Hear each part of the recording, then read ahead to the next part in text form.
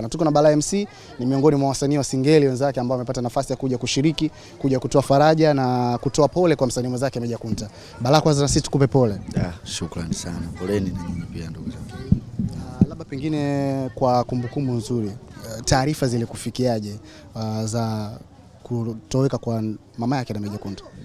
Taarifa mimi zimenifikia, niliona mwenyewe Meja ameposti katika page yake, lakini nilimtafuta, alichelewa kunijibu na hisi ndio alikuwa katika tayari alikuwa katika harakati hizo. Kwa hiyo taarifa mimi nilipata nikiwa Arusha. Kama unaona niliposti juzi, nilikuwa kwenye show Arusha.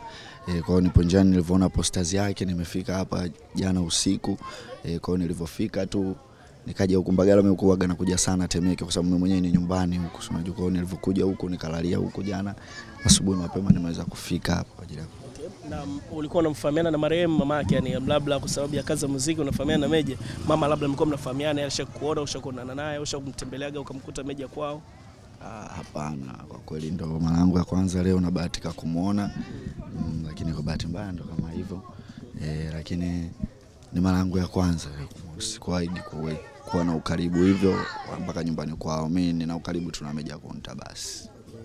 Hili ni pigo najua kwake, limemgusa na linamtikisha, labda linaweza likamtikisa labda kidogo kwenye maisha. Neno gani la faraja unaweza kumpa Meja Kunta pamoja na ndugu zake ambao wamepatwa na hili? Bwana, kwanza kabisa sisi tunamtakia pole, na Mungu amfanyie pesi katika kipindi hichi kigumu, katika hali hii ambayo anapitia kwa sasa, na sisi tupo kama vijana wenzie, wasanii wenzie, wanaye wa karibu kwa ajili ya kumfariji.